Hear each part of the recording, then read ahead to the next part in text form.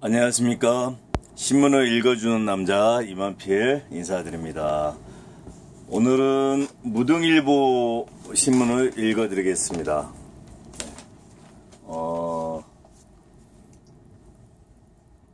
오늘이 2021년 6월 4일 금요일 아침입니다.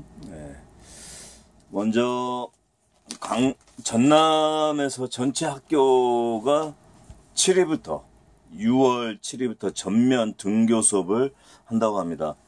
어제 전남에 계신 공무원하고 통화를 잠깐 해보니까 지금 전남 같은 경우에는 1단계 현재 수준이고 야외에서도 한 300명까지는 모여서 행사를 진행할 수 있다고 하네요. 상당히 전남은 빠르게 지금 방역 관련된 부분에 대한 내용들이 완화가 되고 있는 상황입니다. 학교가 7일부터 전면 등교 수업한다. 저희 딸도 지금 수업을 월, 화, 수 이렇게 3일 나가고 있거든요. 근데 어떤 전면 등교를 한다니까 그나마 다행입니다. 이 등교를 제대로 하지 않다 보니까 지금 실력면이라든가 여러 가지 부분에서 실은 애로사항들이 많다고 해요, 학교에서.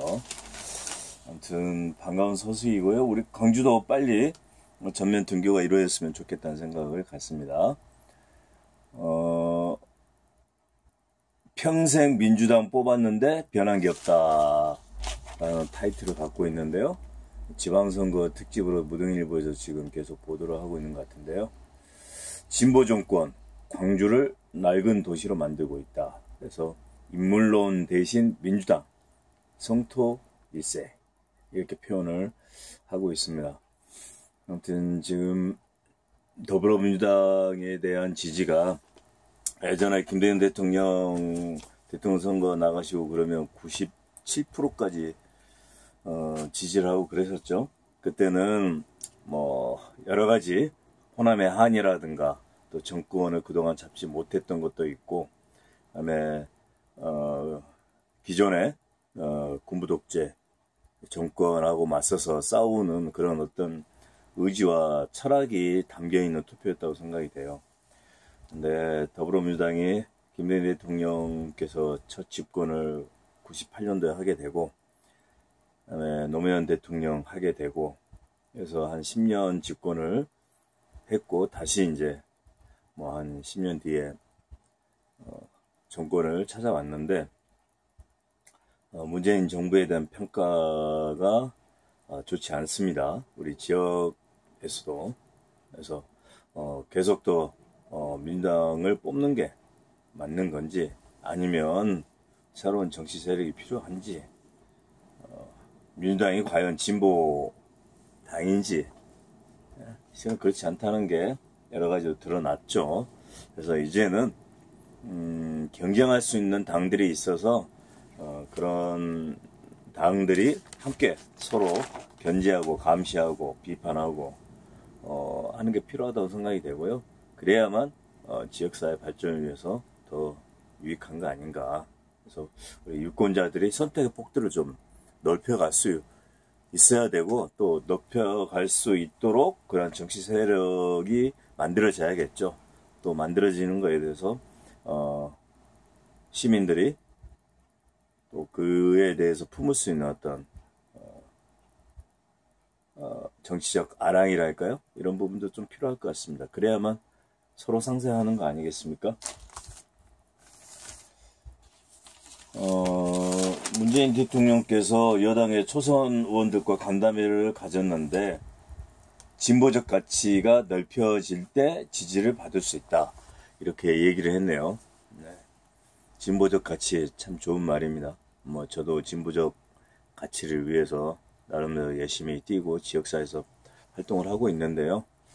무엇이 진보인지에 대한 생각도 잘 고민해 볼 필요가 있고, 다음에 국가 경영이라는 차원에서도 과연 국가를 경영할 수 있는 역량과 다음에 비전을 갖추고 있는지, 이런 부분도 진지하게 고민해 볼 필요가 있어요. 보통 정치를 하고 선거에 뛰어들면 당선이 목표일 가능성이 커집니다. 또 그 현장에 있다 보면. 그렇지만 당선도 중요하지만 중요한 것은 그러한 역량을 내가 갖추고 있는 건가, 갖추고 있지 않다면 그러한 역량을 갖출 수 있는 활동과 학습, 그리고 교육, 사색 이런 부분들이 경험들이 많이 뒷받침이 돼야겠다는 생각들을 많이 가져봅니다. 대권을 도전했네요. 최문순 강원도지사가 빈부격차를 본인이 해결하겠다. 그래서 고용국가, 청년국가를 만들겠다 했는데 지금 최문순 강원도지사는 굉장히 심각한 문제가 처해 있죠. 지금 춘천의 중도 선사 유적지를 실은 갈아엎고 거기에다가 중국 자본이 투자하고 있는 컨벤션타를 짓는다든가 아니면 영국의 레고랜드를 만들겠다 이렇게 해가지고 지금 시끄러운데요. 중도 선사 유적지는 오래전부터 발굴이 들어가고 있는 장소이고 그 부분에 대한 발굴이 어떻게 이루어지냐에 따라서 조선의 대한민국의 역사를 고조선의 역사를 새롭게 쓰는 그런 역사적 아주 중요한 곳인데 거기에 그런 자본들을 들어가지고 해야 할 이유가 있는지 또 춘천에 차이나타운 건설하는 부분도 얘기가 많이 나오고 있는데 왜 그렇게 실질적으로 중요한 현안들이 방향들이 이상하게 가고 있는지 아주 궁금합니다. 그래서 조만간 저도 춘천의 중도를 한번 가보려고 합니다. 청춘 발산마을, 양동에 발산마을이 만들어져 있죠. 예, 발산마을의 젊은 청년들이 열심히 하고 있다고 그러고 저도 몇 번 가봤어요. 근데 이 재생을 통해서 만들어지는 마을이나 이쪽 부분들이 실질적으로 거주하고 실질적으로 특화된 내용으로 인해서 지역의 경제라든가 지역의 문화들을 선도하는 그런 형태로 가는 게 좋다고 생각이 되는데 발산마을 부분이 아직 그런 부분에 대한 준비는 아직 좀 부족한 것 같아요. 근데 발산 협동조합 이사장 손명이라는 분의 인터뷰가 지금 문화일보에 실렸네요. 아무튼 좋은 아이디어와 기획들이 있었으면 좋겠다는 거고요. 그럼 지금 일본의 도쿄올림픽 스가가 개최 의혹을 불태우고 있다네요. 이제 올림픽이라는 게 세계 평화, 인류의 공존을 위해서 만들어져 있는 세계 최대의 스포츠 행사인데 코로나 때문에 어려움이 많죠. 이걸 어떻게 풀어가야 할지, 우리 한국은 또 우리 선수들 파견을 어떻게 해야 될지. 이 에리사 유명한 탁구 선수셨죠.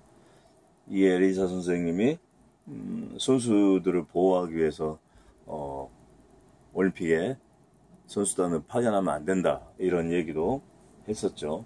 정부에서 잘 판단을 해볼 필요가 있을 것 같습니다. 지하철역에서 찾은 빵 샌드위치 사진이 나와 있습니다. 무동일보를 보면 제가 제일 좋아하는 코너 중에 하나입니다. 사랑빵 미디어가 추천하는 광주 맛집 해가지고 광주에 아주 맛있는 집들을 소개를 하고 있는데 이번에는 메트로 샌드위치를 만들고 있는 지하철 매장 안에 있는가 봐요. 개인적으로 샌드위치 아주 좋아합니다. 제 아내가 샌드위치를 잘 만들어요.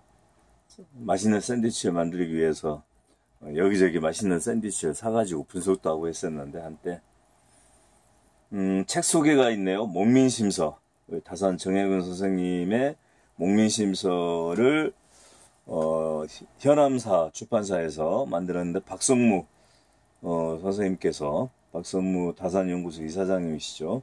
박성무 선생님께서 목민심서를 책을 번역본을 다시 내신 것 같아요. 현대적으로 해석을 하셨던 것 같은데, 목민심서라는 말을 풀어보면 백성을 다스리는 마음의 책이다 라고 했죠.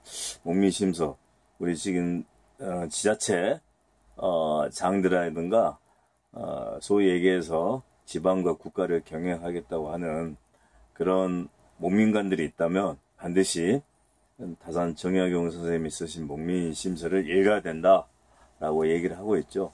근데 단순히 책을 읽는 것에서 끝나는 게 아니라 실질적으로 운영과 또 주민과 시민을 대하는 목민관으로서 어떤 그런 마음 자세가 아주 중요한데, 근래 보면 또 그러지 못한 경우가 많이 있습니다.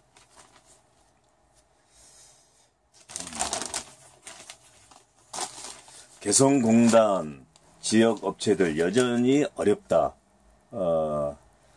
실은 문재인 정부가 들어서고 나서 가장 많은 기대를 했던 것 중에 하나가 지금 남북관계 개선 문제죠.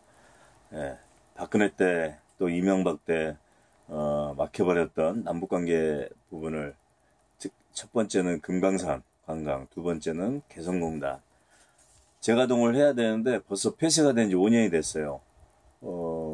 촛불 시민혁명 이후에 정부가 들어서고 나서 개성공단이 재가동이 되는 줄 알았더니 임기 말이 돼가고 있는데 아직도 폐쇄가 되어 있습니다. 네. 이제 이렇게 되면 향후에도 과연 북한과 연계된 사업들을 안정적으로 해 나갈 수 있을 것인가, 이런 의문점과 함께 이런 경험들이 지속되다 보면 북에 대한 투자를 안 하려고 하죠, 기업들이. 위험하기 때문에. 이런 부분들을 잘 풀어가야 되는데 많이 아쉽습니다.